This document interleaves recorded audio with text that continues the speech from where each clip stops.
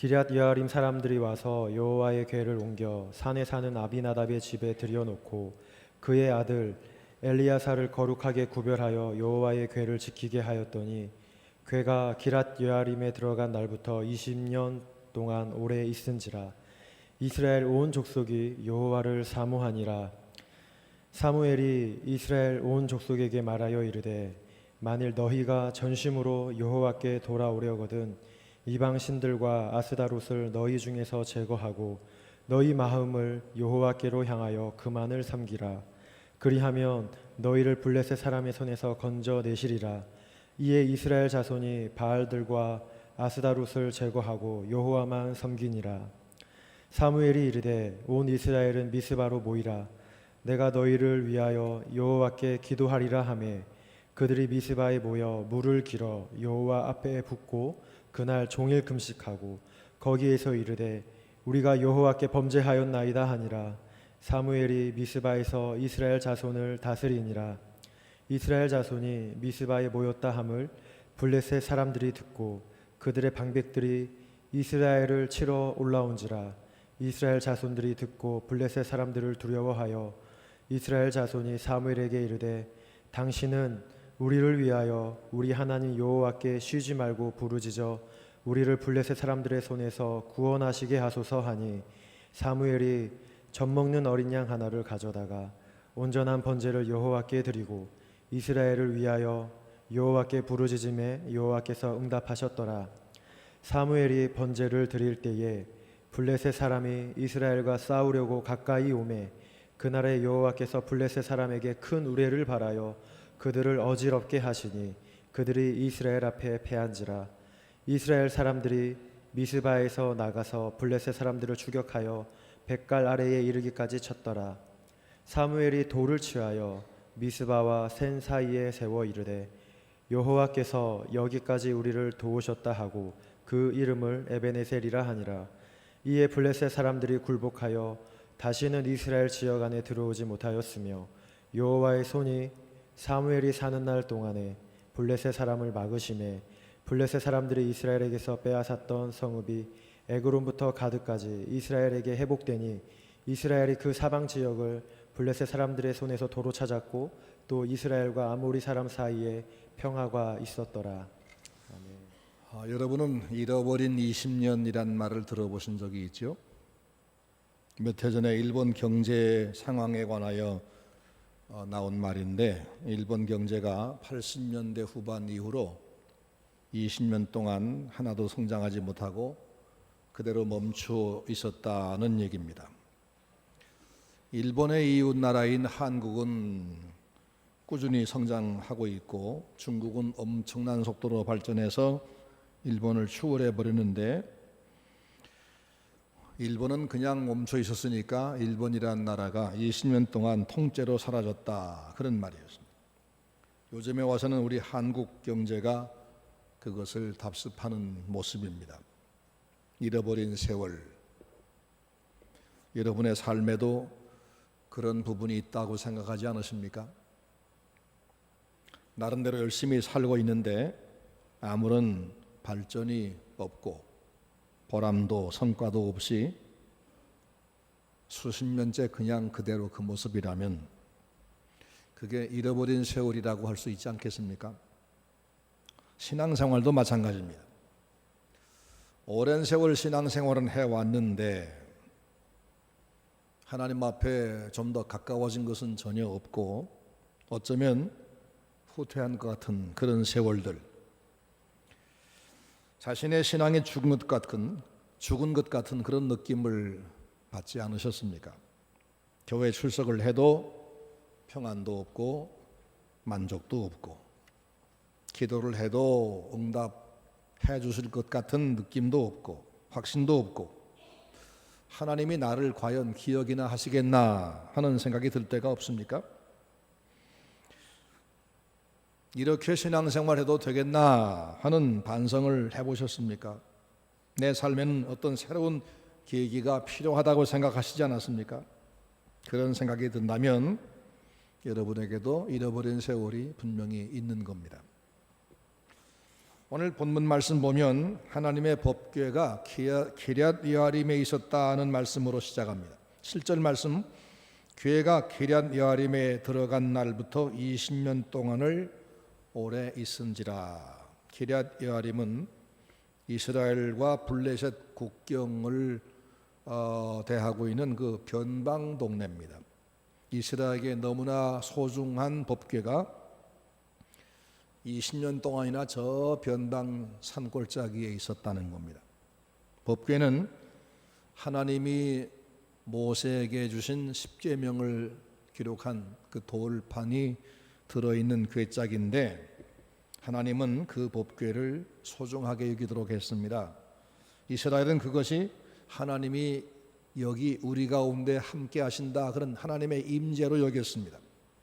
그 법궤의 덮개에는 천사 둘이 날개를 이렇게 서로 마주대하고 있는 그런 형상으로 금으로 새겨 만들게 했는데 그것을 속죄소라고 부릅니다. 하나님은 그 속죄소에서 너희와 만나주겠다 그런 약속을 했습니다. 그래서 제사장들이 제물을 드리고 제물의 피를 양푼에 받아 가지고 들어가서 1년에 한 번 그 속죄소에다가 피를 뿌리며 이스라엘 백성 전체의 죄를 용서해 달라고 기도하는 그런 자리였습니다.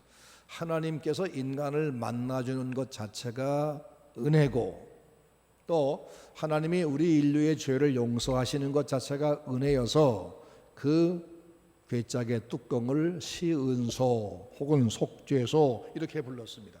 그런데 그 소중한 도구가 국경 저 끄트머리 산골짜기에 20년 동안 방치되어 있었다는 겁니다.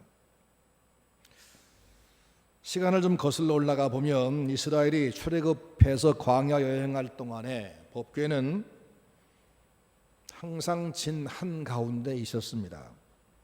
길을 갈 때에도 행렬의 한가운데 법궤가 위치해 있었고 그들이 어디에 유숙하게 되면 맨 먼저 성막을 설치하고 성막 안에 법궤를 모신 다음에 그 성막을 중심으로 동서남북에 세 지파씩 진을 치므로 하나님의 법궤는 항상 그 백성들 한가운데에 있었습니다.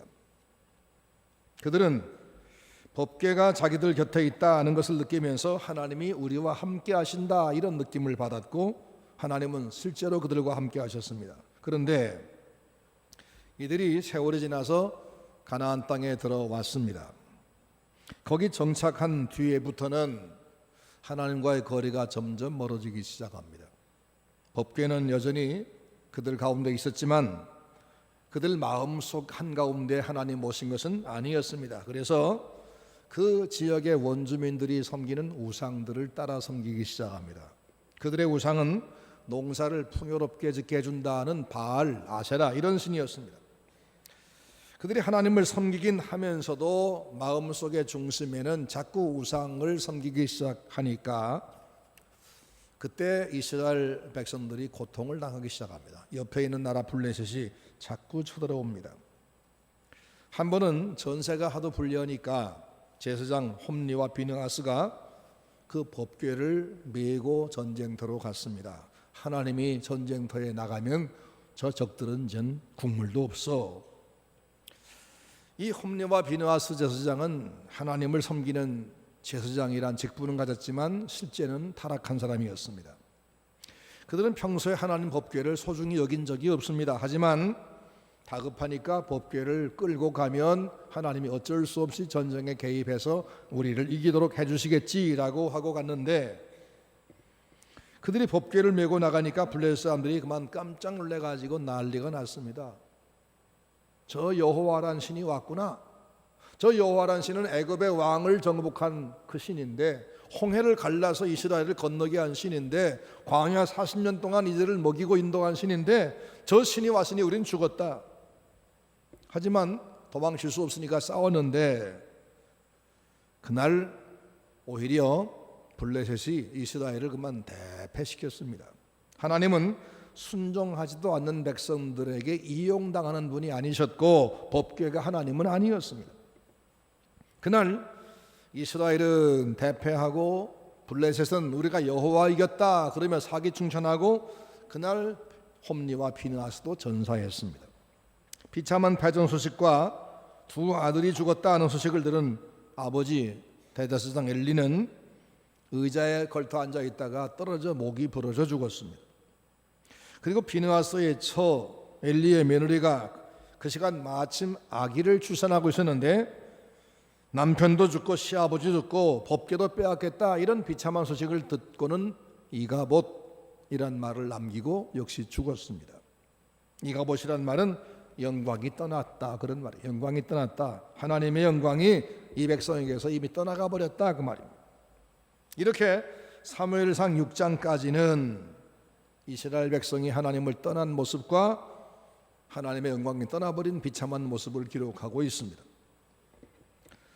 법궤를 빼앗아간 블레셋은 7개월 동안 자기들의 신당에 이 법궤를 갖다 두었는데 신당에 자기들 신이 목이 부러져 쓰러져 있는가 하면 백성들에게 막 여기저기서 병이 발생하고 막 휩쓸고 난리가 나니까 너무너무 두려워서 이 법궤가 무서운 물건이구나 빨리 돌려보내자. 그래서 그들이 그것을 수레에 실어가지고 이스라엘 국경 마을인 벳세메스로 보냈습니다. 벳세메스로 도착하니까 벳세메스 사람들이 그것을 만지기를 싫어해서 그 옆에 있는 기럇 여아림 사람들에게 야 너희들이 이걸 갖다 치워. 그러니까 그들이 그걸 가지고 아비나답이라는 사람의 집 산속에다가 이걸 두었다 그런 말입니다. 그리고 나서 법궤를 잊어버리고 20년 동안 살아간 겁니다. 하나님의 법궤가 이스라엘 땅에 돌아왔으니까 이스라엘이 복을 받았느냐 그들 신앙이 살아났느냐 아니었습니다. 여전히 이방 민족들에게 치이고 밟히고 뺏기고 불쌍한 세월을 보냈습니다. 그게 20년 세월입니다. 기럇 여아림은 이스라엘 땅이긴 하지만 외국이나 마찬가지인 저 변방 산골짜기입니다. 법궤가 이스라엘 땅에 돌아오긴 했지만 나라의 중심으로 오지 않고 변방에 있던 것처럼 하나님을 섬긴다고 하지만 하나님은 저 마음 바깥에 몰아내고 딴 것만 마음 한가운데 가득 채운 사람들의 모습을 지금 보여주고 있습니다. 그래서 그들은 세월을 죽이는 삶, 의미 없는 삶, 잃어버린 세월을 살아야만 했다는 것입니다. 이것이 오늘도 하나님을 섬긴다고 하면서 하나님을 외곽에 방치하고 세상을 따라 살아가는 신자들의 모습을 지적하는 말입니다. 오늘 본문은 우리에게 중요한 질문을 합니다. 너는 지금 하나님을 어디에 모시고 사느냐? 너는 하나님을 지금 어디에 모시고 사느냐 하는 겁니다. 우리가 하나님을 섬긴다고 하긴 하지만 내 삶의 중심에 하나님이 없습니다. 내 마음 중심에는 딴 것들이 가득합니다. 하나님에게 특별한 관심도 없습니다. 필요할 때 필요하니까 아쉬우니까 하나님을 믿는다는 마음은 가지고는 있습니다. 신자는 하나님 사람이지요. 하나님으로 사는 사람입니다. 그러니까 하나님을 빼버린 신자의 삶에는 기쁨이 있을 리 없고 되는 것 있을 리 없습니다. 하나님을 삶의 중심에 모시고 그분 통치를 받는 삶, 이것이 신앙생활인데 그렇게 살지 아니하면 이스라엘의 이 모습과 다를 바가 없는 겁니다. 여러분 어떻습니까? 여러분에게 잃어버린 세월이 있다면 그 이유가 무엇이라고 생각하십니까? 이스라엘은 그렇게 20년을 허송한 다음에 그 고통을 당한 다음에 드디어 여호와를 갈망하기 시작했습니다. 2절 말씀 보면 이스라엘 온 족속이 여호와를 사모하니라. 여호와를 사모하니라. 이 사모하니라라는 말은 애통하니라 그렇게 번역할 수도 있습니다. 하나님을 자기 중심에 모시지 못하고 그렇게 하나님을 그만 하찮게 여기고 살아온 세월 동안에 당한 고난이 너무너무 가슴 아파서 슬퍼했다, 애통했다 그 말입니다. 그런데 성경을 보니까 애통하면 복이 있다 그랬죠. 애통하는 자는 복이 있나니 저희가 위로를 받을 것이며 또 야고보 4장 9절 말씀 보니까 슬퍼하며 애통하며 울지어다. 너희 웃음을 애통으로 너희 즐거움을 근심으로 바꿀지어다. 주 앞에서 낮추라. 그리하면 주께서 너희를 높이시리라. 자기를 낮추고 애통하며 겸손히 회개하면 하나님이 기꺼이 찾아와 주시고 가까이 해주시고 높이신다 그 말입니다. 그러면 이들이 왜 그동안 하나님을 모시지 못했지요? 우상을 가슴에 두기 때문이었습니다. 3절 말씀 보니까 사무엘이 한 말입니다. 너희가 전심으로 여호와께 돌아오려거든 이방 신들과 아스타롯을 너희 중에서 제거하고 너희 마음을 여호와께로 향하고 그만 섬기라. 그리하면 너희를 블레셋 사람의 손에서 건져내시리라. 너희가 하나님을 떠나서 우상을 가운데 모시고 산 것 때문에 그렇게 됐으니까 빨리 버리자 그 말입니다. 이스라엘은 자기들이 하나님의 백성이라는 것을 잊어버린 적은 없습니다. 하나님을 섬겨야 된다는 건 압니다. 그러나 하나님을 섬길지라도 다른 건 내가 좀 의지하면 안 돼 이런 생각을 한 겁니다. 그래서 나는 분명히 하나님 백성이야 하지만 세상 모든 일을 하나님의 말씀대로만 할 수는 없지. 그러니 나는 하나님 말씀도 따르지만 세상 사람들이 하는 방법도 따라갈 거야 이런 생각을 했던 겁니다. 근데 그게 결국 하나님 말씀도 따르고 세상 따르고 하다 보면 하나님은 밀려나게 돼 있고 세상이 중심에 들어오게 되는 것이에요. 우상이 뭡니까? 하나님보다 더 의지하는 것들이 우상입니다. 그 때로는 돈일 수도 있고 때로는 권력이나 명예일 수도 있습니다. 또 자식이 될 수 있고 심지어 자기 자신일 수 있습니다. 하나님보다 사랑하는 것은 그 무엇이나 우상이지요. 그런 우상들을 버리지 않고는 그것을 내 마음에서 쫓아내지 않고는 하나님을 온전히 섬기는 것은 불가능합니다. 우리가 하나님을 섬기고 있다고 생각하는 세월 동안에 사실은 하나님을 저 변방으로 몰아내버리고 잊어버리고 내 속에는 딴 것을 가득 채우고 살아왔었다. 그리고 그 세월은 우리에게 진전이 없는 무의미한 고통스런 잃어버린 세월이었다 그런 얘기입니다.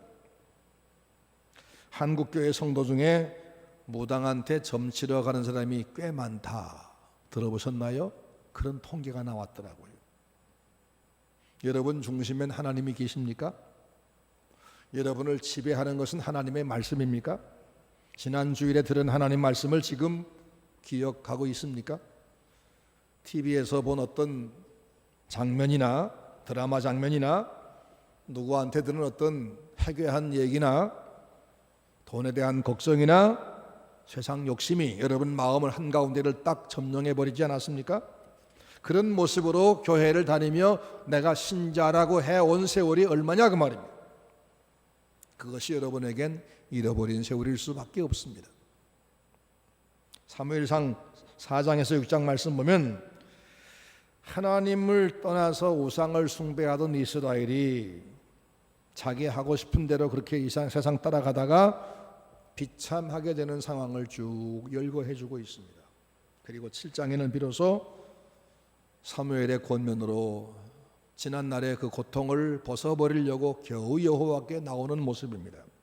사무엘은 그들에게 여호와께로 돌아가자라고 권면합니다. 3절 너희가 전심으로 여호와께 돌아오려거든 이방 신들과 아스타롯을 너희 중에 제거하고 너희 마음을 여호와께 향하여 그만 섬기라. 마음을 하나님께로 향하고 그분만 섬기자. 다행히도 백성들은 그동안의 고통이 지긋지긋해서인지 사무엘을 따라서 순종했습니다. 그래서 4절 말씀을 보니까 이에 이스라엘 자손이 바알들과 아스타롯을 제거하고 여호와만 섬기니라. 이제 여호와 하나님만 섬기겠다. 우리 마음속을 다 비우고 오직 하나님으로 채우겠다. 이런 결심을 했습니다. 우상의 잔재를 다 파괴했습니다. 이제 드디어 하나님의 은혜를 받을 만한 준비가 되기 시작합니다. 그때 백성들에게 다시 사무엘이 명령합니다. 자, 우리가 이제 말씀으로 무장하자. 그러니 다 미스바로 모이라. 그래서 넓은 광장으로 모였습니다. 모인 사람들에게 하나님의 말씀을 읽어주고 그 말씀에 비춰보니까 얼마나 자기들의 삶이 잘못되는가를 깨닫게 되고, 그리고는 금식을 하며 회개를 시작합니다. 말씀을 듣고 보니 자기들의 삶이 얼마나 엉터리고 얼마나 진노받아야 마땅했는가를 깨닫게 되었습니다. 그래서 눈물을 흘리며 금식하며 회개를 했습니다. 회개만이 용서받을 수 있는 길입니다. 회개만이 하나님과의 관계가 다시 새로워지는 방법입니다. 근데 이들이 이렇게 이제 모두가 모여서 일심으로 자기 죄를 회개하고 말씀을 가슴에 채우고 회개하는 그 중에 이상한 일이 벌어졌습니다. 그거 뭐냐? 그동안 늘 괴롭히던 블레셋 군대가 또 쳐들어왔습니다. 기도하는 사이에. 이스라엘 백성이 미스바에 지금 다 모여 있다. 거기 한 군데 모여서 금식하며 기도하고 있다더라. 야, 절호의 찬스다. 이때 저들은 이제 우리하고 싸울 힘도 없을 것이니까 한꺼번에 다 멸망시키자. 그리고 덤벼온 겁니다. 이스라엘은 무방비 상태이고 육체적인 기운도 없습니다. 그런데 블레셋은 철제 무기로 무장한 훈련된 군인들입니다. 얼마나 두려웠을까요?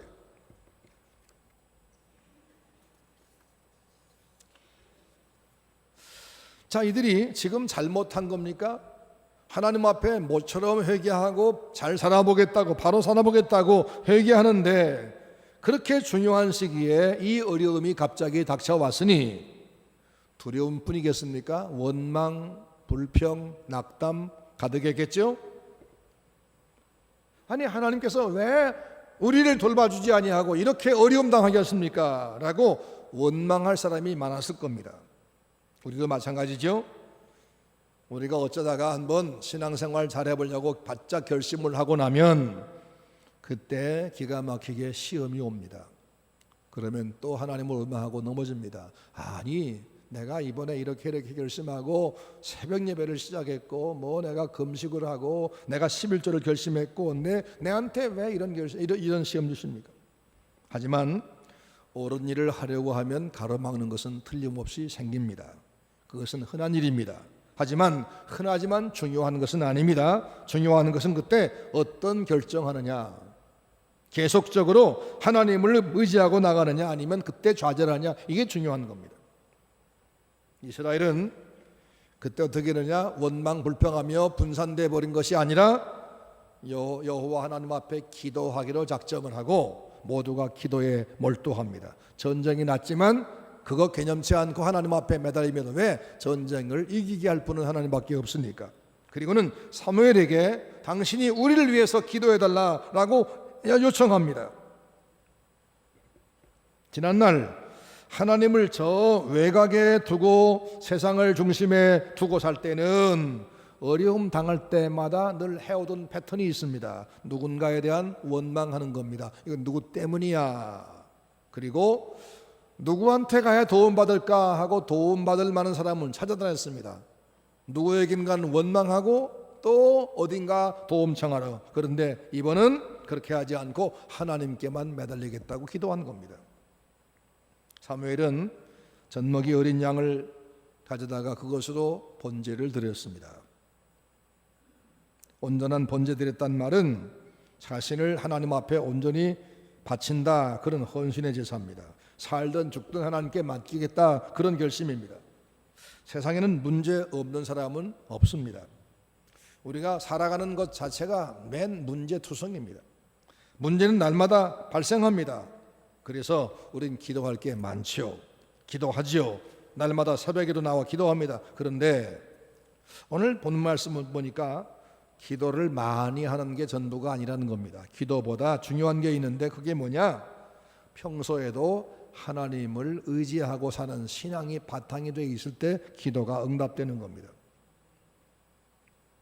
평소에는 하나님을 의지하지 않고 마음 중심에 딴 것을 두고 살다가 위급해지면 그것 때문에 기도하는 것은 마치 하나님을 저 바깥으로 그저 방치해 두다가 전쟁에 지게 생겼으니까 법궤를 메고 나간 그들과 다를 바가 없고, 그럴 때는 법궤도 빼앗기고 전쟁으로 지는 것처럼 하나님은 그때 응답하지 않습니다. 기독교의 핵심은 관계에 있습니다. 하나님과 나와의 관계, 이겁니다. 하나님과 나와는 어떤 관계냐는 겁니다. 그 관계는 이방 종교처럼 필요할 때 한 번 찾아가서 절 한 자리 하고 시주 좀 하고 무엇인가 내가 이만큼 했으니까 이만큼 보답을 주세요, 이런 거래 관계가 아닙니다. 하나님은 우리의 생명, 우리의 몸, 우리 시간, 이 모든 것의 주인입니다. 당신의 형상으로 지은 우리가 죄로 인해 망가지니까 그 아들을 보내서 우리 죄를 용서해 주시고 그 아들을 믿는 자마다 구원 줄 뿐 아니라 나와 이제 부자 관계를 맺겠다고 말씀하신 분입니다. 하나님과 우리 사이는 믿음으로 부자 관계가 됐습니다. 이건 상상치도 못한 은혜입니다. 부자 관계가 뭡니까? 필요할 때만 가끔씩 만나는 그런 관계가 아닙니다. 날마다 순간마다 함께 사는 관계입니다. 생명을 나누고 삶을 나누고 가치를 나누고 미래를 함께하는 관계가 부자 관계입니다. 하나님과 우리 관계가 그런 관계여야 그게 진짜 신앙이라고 말입니다. 내 주인이시고 내 아버지신 하나님을 내 중심에 모시고 내가 사랑하며 내 마음과 목숨을 다해 섬기는 관계, 이게 정상적인 신앙이라는 겁니다. 그분 말씀 하나도 땅에 떨어지지 않게 하려고 내가 순종하는 생활을 최선 다하면 그게 하나님과 완전한 관계가 되는 겁니다. 그럴 때 하나님은 내 모든 문제를 당연히 책임집니다. 시편 138편 8절에 보니까 여호와께서 나를 위하여 보상해 주시리라 라고 했는데 이전 번역은 좀 다릅니다. 여호와께서 내게 관계된 것을 완전케 하실지라 그랬습니다. 하나님과 나와 관계가 바르게 되면 하나님은 나에게 관계된 내 주변의 문제를 그분이 다 완전하게 하신다는 겁니다. 또 마태복음 6장 말씀 보니까 너희는 먼저 그의 나라와 그의 의를 구하라, 그리하면 이 모든 것을 너에게 더하시리라. 역시 마찬가지 얘기죠. 하나님과의 관계만 완전하게 되면 내 문제는 내가 다 바르게 하겠다는 겁니다. 사무엘이 죄를 회개하고 백성들과 함께 금식하며 블레셋이 침략해 온 이 문제를 가지고 기도를 했더니 하나님은 즉시 응답하셨습니다. 10절 11절 말씀 보니까 하나님이 우레를 바라셔서 블레셋 사람들을 어지럽게 했다. 무슨 얘기냐면 천둥번개가 막 옆에서 떨어지니까 이 블레셋 군대가 정신을 못 차리고 지금 도망치기 바쁘다고 말해요. 하나님을 중심에 모시지 않고 형식으로 섬길 때는 법궤를 메고 전쟁에 갔어도 대패를 했었는데 오늘은 하나님과의 관계를 지금 다시 고치고 기도하니까 쳐들어왔던 적들이 그만 혼비백산하게 만드시는 것을 봅니다. 이스라엘은 파죽지세로 그들을 추격해 가서 저 국경선 밖으로 내몰았습니다. 그리고 옛날에 그들에게 빼앗겼던 국토를 다시 회복했습니다. 비록 흠이 많고 전과 많은 백성이지만 하나님만 의지하고 다시 회개하니까 고도의 기술과 막강한 힘과 경험을 소유한 저 적들을 한꺼번에 쉽게 손도 안 대고 무리치게 한 겁니다. 블레셋을 이기고 옛날에 빼앗겼던 실지를 회복한 이스라엘은 그날의 승리를 기념하려고 돌을 크게 세우고 그걸 기념비 삼았습니다. 그리고 그 돌 이름을 에벤에셀 이렇게 불렀습니다. 하나님이 여기까지 도우셨다, 하나님이 여기까지 인도하셨다, 그 말입니다. 사무엘상 4장을 보니까 전에 이스라엘이 블레셋에게 땅을 빼앗기고 대패했던 곳이 그 바로 에벤에셀 그 자리인데 이번에 하나님이 그들의 회개하는 모습을 보고 옛날에 빼앗긴 땅을 도로 찾게 하셔서 그래서 에벤에셀에 기념비를 세운 겁니다. 하나님이 여기서 역전하게 하시고 하나님이 여기서 옛날 잃어버린 것을 도로 찾게 하셨다는 겁니다. 그동안 이스라엘을 그렇게 괴롭혔던 그 블레셋이, 그래서 이스라엘을 그렇게 패배에 잡혀 살게 했던 그들이 제 발로 찾아왔다가 대패해가지고 쫓겨갔고 빼앗았던 땅도 도로 다 내놓게 만드셨습니다. 이게 누가 한 일입니까? 하나님이 하신 새 일입니다. 과거에는 상상도 못한 새 일입니다. 그들이 믿음 생활을 시작하는 중에 당한 위기는, 블레셋이 쳐들어온 위기는 사실은 하나님이 꾸미신 일입니다. 하나님 만드신 일입니다. 만약 이들이 금식 기도를 할 때 블레셋이 쳐들어오지 않았더라면 그냥 기도회로 끝나고 말았을 터인데, 그 기도회를 하는 도중에 블레셋이 쳐들어옴으로 말미암아 이런 역전 현상이, 이스라엘이 블레셋을 완전하게 굴복시키고 잃어버린 땅을 다 찾는 이런 역전 현상, 새 일이 이루어진 겁니다. 그러니까 우리가 하나님 앞에 바로 살려고 할 때 시험이 오는 걸 겁내지 마세요. 그것은 하나님이 우리에게 지금 새 일을 시작하신 징조인 겁니다. 믿으시기를 바랍니다. 이스라엘은 오랜 세월 동안 블레셋과 주변 나라에게 짓밟혔습니다. 사사기 6장 11절 말씀 보면 이런 말씀이 나옵니다. 마침 여아스의 아들 기드온이 미디안 사람들에게 알리지 아니하려 하여 밀을 포도주 틀에서 타작하더니, 밀을 포도주 틀에서 타작했다. 밀을 타작하려면 마당에다가 잔뜩 쌓아놓고 타작해야 되는데, 이들이 얼마나 지금 이 주변국에게 주눅들어 하는지, 이스라엘이 1년 농사를 다 지어 타작을 해놓으면 그걸 알고는 이웃나라가 와 다 뺏어가니까 그 곡식단을 쌓아놓고 타작을 못하고 그걸 몇 단씩 몰래 우묵한 그 포도즙 짜는 그 틀 속으로 갖고 와서 거기서 몰래 타작해서 하루 이틀 먹고 또 했다, 그 말입니다. 그런데 그렇게 살던 그들이 사무엘의 지도를 따라서 말씀을 읽고 회개하고 금식하며 여호와께 돌아왔더니 바로 그날 적들이 와서 제발로 찾아왔다가 제발로 망해서 승리를 안겨주었다. 하나님께서 기도한 지 오랜 시간이 지난 뒤에 조금씩 상황이 나아지게 한 것이 아니라 회개하는 그 자리, 그 순간에 하나님이 그들을 놀랍게 새 일을 만들어 주었습니다. 이것이 바로 하나님이 하신 새 일입니다. 사랑하는 전주 서문교회 성도 여러분, 하나님은 에벤에셀의 하나님이십니다. 우리가 하나님만 온전히 섬기고 정말 철저하게 올해는 신앙생활을 잘 해보자 그러면 하나님이 우리를 철저하게 도우셔서 과거에 잃어버렸던 것들을 다 찾게 하시고 우리 상황을 얼마든지 역전하게 하는 분이 하나님이신 것을 믿으시기 바랍니다. 하나님께 우리가 기대하는 것이 바로 그거 아닙니까? 새해를 행하시는 하나님. 우리 전주 서문교회에도 잃어버린 15년이 있습니다. 2000년부터 2015년까지 지나간 15년. 너무나 안타까운 세월입니다. 우리는 금년에 하나님께서 새 일을 이루시기를 사모하며 시작했는데, 그 새 일을 이루려면 우리가 뭐 해야 되느냐? 과거에 하나님을 믿는다 하면서 하나님을 저 마음 변두리에 놔두고 다른 것을 가슴 가운데 채우고 산 생활을 회개하고 철저하게 하나님 말씀으로 돌아가서 하나님을 중심에 모시고 그분 우선으로 살기 시작하면 하나님은 우리 교회와 여러분 가정에 새 일을 이루시고 그리고 여러분이 모두가 다 에벤에셀을 외치게 만드실 것을 믿으시기 바랍니다. 지금까지 내가 하나님과 어떤 관계로 살아왔었나? 내게는 잃어버린 세월이 얼마나 되는지 계산해 보시기 바랍니다. 그래서 하나님과의 관계가 바르지 못했다 생각되면 애통과 회개로 하나님과의 관계를 온전히 회복하시기 바랍니다.